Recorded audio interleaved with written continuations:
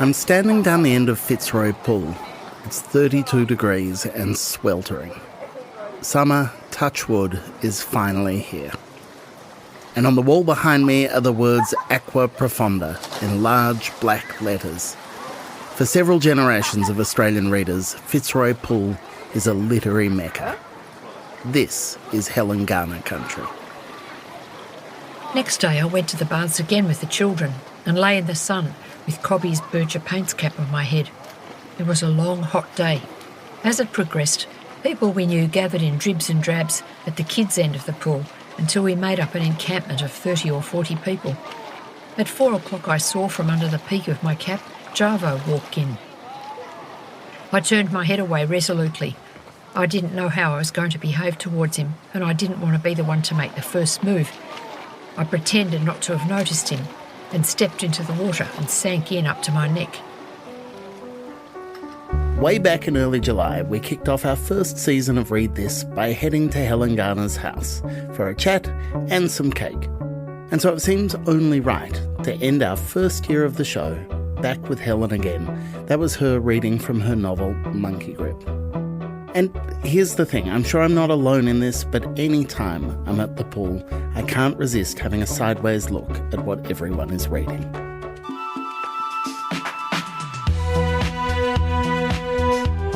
The rumours of the death of the book, all those cries of people are always just on their phone, just seem wildly overstated during an Australian summer. On beaches, at public pools, everywhere people are reading. Around me today I can see penguin classics and crime thrillers.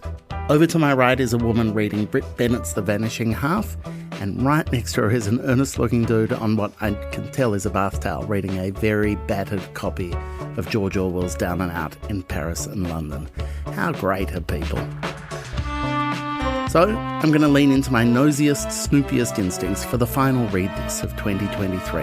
And I'm going to ask some of these people what they're reading now that summer has finally arrived. From Schwartz Media, I'm Michael Williams, and this is Read This, a show about the books we love and the stories behind them.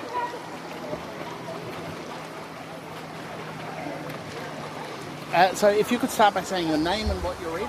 My name's Anae, and I'm reading My Body by Emily Ratajkowski. And what made you pick this book today? Oh, today, I don't know. My friend gave it to me for my birthday last year, and said that I would really love it. And I guess I've just started my holidays, and it's been something that's been on my list for a really long time to start.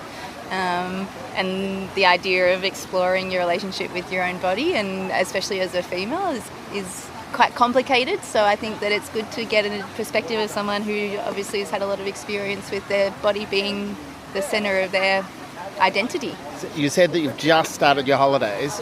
Do you read more over the holiday? Like, is it hard to read in the course of a normal week? What are your reading habits? Oh, my reading habits are shocking. I definitely am a holiday reader. We both work shift work, so it makes it a little bit hard because whenever we're not working, we're pretty tired. But it's definitely something that I want to do more of. So. Well, the holiday's perfect time. Yeah. Thank you so much. Thank you. No worries. It's an amazing thing. And so your name in the book. My name's Jess, and I'm reading Ghosts by Dolly Alderton. Is it? I'm going to start again. How do you say it? Alderton. Yeah. Alderton. That is, but now you did confess, Jess, that you chose it because you picked it up off the bookshelf on a whim. What drew you to it? Well, my housemate offered me 4 books, and I've heard other people talk about this author, and I've never read any of her stuff before, but it sounded like something fun, light-hearted, something I could connect to easily. So, and I didn't actually know anything about it or the blurb, so I just thought it was kind of a lucky dip. Are you the same? You struggle to read during the year? Yeah, I definitely read more on breaks and holidays, but I think I actually I've always loved reading, but when I had COVID 2 years ago, I just bought all these books and I read for like a week straight, so it's definitely reignited me trying to read more often. I'm not on holidays, I just finished work early, so I thought, why not? Sunny day, go to the pool. Yeah, that is perfect. Thank you so much. Thank you. No, that's okay. Hi. You're doing the excellent thing of sitting reading a book at the pool, my favourite thing. Tell us your name and what you're reading. My name's Chris, and I'm reading The Creative Act, A Way of Being by Rubin. He's a really famous music producer. He's worked with a lot of different people. But I think what drew me to this book wasn't so much what he's made with different musicians, more so the process of how he does that. At the moment, I guess just trying to find how I can express my creativity a little bit more, and have found it really inspiring to reflect on some of his experiences. If you could start with your name and what you're reading. I am Hannah, and I'm reading The Road by Cormac McCarthy. That is an excellent summary choice for when you want that apocalypse vibe by the pool. It is very apocalyptic. I didn't really know what I was going into, to be honest, but I kind of read in I have a weird system, and this was the next book, so that's it. I'm so sorry, I can't let a weird system go without digging in further, because there's clearly a story there. I can't. No, it's really bad. I basically 10 years ago started looking at all the top 10 books and all that sort of stuff, and made an Excel spreadsheet that had 3,500 books on it, right? And then every Christmas and birthday I'd send it to my parents, and then they would buy me books, except I'm a very slow reader, so I've got about 100 books on my shelf, and now I just read them in alphabetical order, and that's where I'm up to. There is no part of that system I don't love. I think starting with an Excel spreadsheet and going all the way through to just alphabetizing, magic. I love it. Otherwise, the problem is I'll just read the same kind of book every time, and it was the only way to make me read different things. And this is it, and it's working, so that's why I'm reading an apocalyptic book in summer. Thank you so much. I love your roller coaster approach. I'm here for it. It's wonderful. No worries. To begin, if we could grab your name and the name of the book that you're reading. Well, this is John, it's a working class boy. Jimmy Barnes's story, or his early story. Look, it's an easy read, but it's quite funny.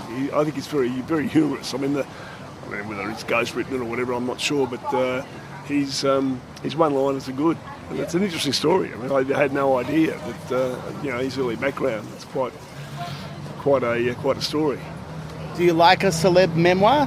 Do you like to? I'm a bit of a mixed reader, really. I do a bit of everything. I like Cormac McCarthy, for instance. I love his books. I've read most of his. Yeah, only 2 banana lounges over. I noticed that. Yeah, I noticed. Yeah, I've read pretty well all his books. I think he's probably my favourite writer.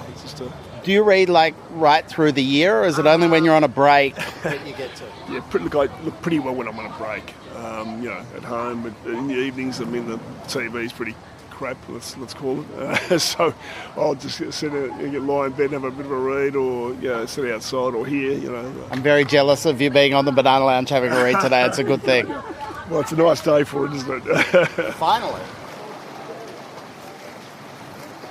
Okay, so if you could begin with your name and what you're reading. So my name's Jordan, and I'm reading Never Ever by Colleen Hoover and Tarryn Fisher. Have you read other Colleen Hoovers? I have, but I've had a bit of a break from her recently, but I've come back for this one. Are you a fan? Because she is on pretty much any bestseller list in the English language anywhere in the world. Yes, I am a big fan, yeah. What do you like about her?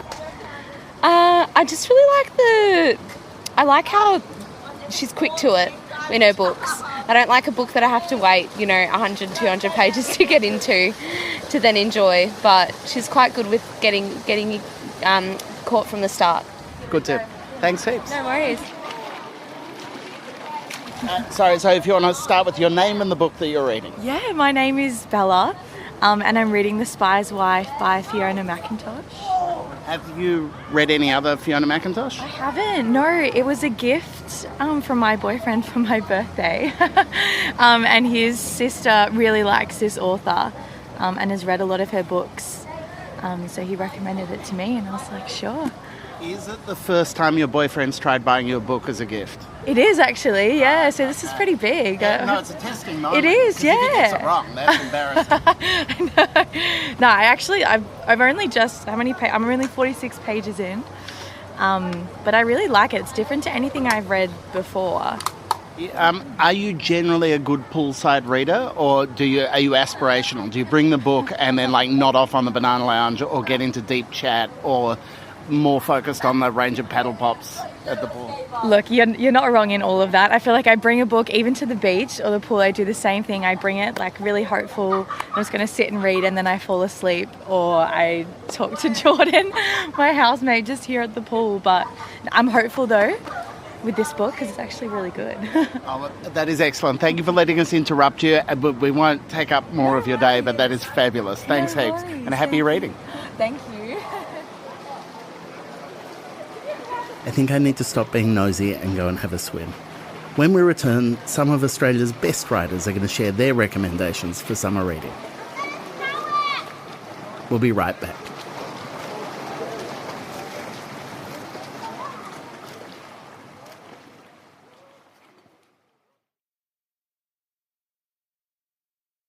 The guests we've hosted this year on Read This have been an extraordinary delight. So much fun, such brilliant talent. We couldn't be more grateful to each of them. Catch up on the archive any time and let them be your company on that long road trip. Hours of excellent listening between the audiobooks. And if you're looking for that last recommendation, be it Christmas gift or personal indulgence, then look no further. You don't need to hear more from me on that front. Lord knows you've had enough of my recommendations this year. So we thought we'd throw it over to some of our supremely well-read guests to get their recommendations instead. Hello, my name is Charlotte Wood, and the book that I think you should read this summer is Lioness by Emily Perkins. Emily is a New Zealand writer, and I would say that this is the best of her many brilliant books. Lioness is about class and capitalism as it plays out in the compromises one woman makes in her marriage until she doesn't, and then all hell breaks loose. This novel gave me shivers about the mask women wear to please others, about how hard it is to rip that mask off and what blows up when they do. Emily is such a sharp and witty and elegant writer, and this novel is really completely gripping. The last thing I'll say about it is that you will never look at a beautiful homewares store in the same way again. Happy Christmas. Hi, I'm Melissa Lukashenko, and this summer I really recommend that you read Mohawk writer Alicia Elliott. Her latest novel, And Then She Fell, is funny, it's fierce, it's absolutely brilliant Indigenous writing from Turtle Island. And after you read that, I recommend that you read The Palestine Laboratory by Anthony Loewenstein to understand more about what's happening in Israel-Palestine. Hi, it's Michelle de Kretzer here. My summer recommendation is England's Green by the British poet Zaffar Kunial. That's Kunial. Why? Because he's a tremendous poet. It's a terrific book, and I think we should all read more excellent poetry. My name is Sarah Krasnostein, and I'd recommend this summer you read The Sullivanians by the journalist, author, and historian Alexander Stille. Its subtitle is Sex, Psychotherapy, and the Wild Life of an American Commune, so really, what more could you want? It's the bizarre and rollicking tale of a maverick psychoanalytic institute founded in a house in New York City in the 50s, which operated until the early 90s, and like the best creative nonfiction, it shows generally that there's nothing stranger than the truth, and specifically it traces the ill fate of any closed power structure, that tragic trajectory of anything that makes claims to be a human utopia. And I'm going to sneak in a gorgeous and wise novel, Nadine Cohen's Everyone and Everything, which deals with grief and resilience and everything in between in surprising and often hilarious ways. Hi, I'm Tony Birch, and my recommended reading for 2023, my favourite book was the novel Why We Are Here by Bryony Doyle. It was a remarkable book. It's a story of grief, story of loss and a story of recovery. And it's also an important story of place and the relationship, I think, between our emotions and our understanding of place. It was extraordinary, and I recommend it to everyone. My name's Lee Sales, and I'd recommend this summer that you read The Thursday Murder Club by Richard Osman. There are 4 books in the series. I only just got around to reading books 1 and 2. It is the most delightful romp of a kind of amateur sleuth genre thing. It's funny, it's clever, it keeps you glued to the page. I just loved it. It's the perfect summer holiday read. Some truly excellent recommendations there. And finally, before we get out of here, some homework. Generally, when we think summer reading, we think light and breezy. Nothing taxing to disturb the downtime and the decompression. But a few years ago, I came to the realisation that summer is also a great time to finally read that classic that you've never got to. The slower pace, the luxurious extra hours of reading time lend themselves to discovery and a little bit of a challenge. Nothing says Banana Lounge like tackling the Iliad. Boxing Day test? Stuff that. Time for James Joyce. So with that in mind, we've had an idea. There was one book that came up several times in the conversations preparing for episodes this year, and it reminded me all over again how much it was a personal favourite. I'm talking about George Eliott's Middlemarch. Daniel Lavery is convinced it's never too late to be smug about reading such a classic. I only read this in the last couple of years after a lifetime of avoidance, but now that I have, I got real smug about it. So I was like, I've read Middlemarch, and now I think Middlemarch can tell all of us how to live. So you should read Middlemarch, even though I waited until I was 35. And Christos Cholkas identified Middlemarch as a deeply sensual book to read. I talk about finding Middlemarch, the George Eliot novel, astoundingly sensuous. And like, Eliot is not interested in sex. I mean, her writing is a million miles away from mine, I get that. But I find in her descriptions of the natural world and in her descriptions of the people in that world, in that small community that she is describing, and an immense erotic pleasure in the reading of it. So here's my pitch to you. Why not try picking up a copy of Middlemarch this summer and finally giving it a go? I promise it'll be absolutely worth it. It is a classic for a reason. And we're going to sweeten the deal. When we return on February 11th, we're going to discuss it on the show. A little Read This Summer Book Club, if you like, for anyone who needs that extra push. But until then, have a lovely and safe summer. And happy reading.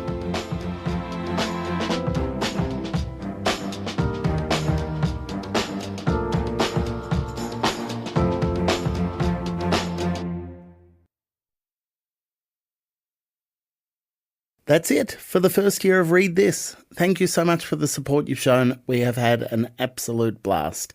As ever, you can find all these books at your favourite independent bookstore, or if you want to listen to them as audiobooks, it's the Read This Reading Room at Apple Books, apple.co/readthis.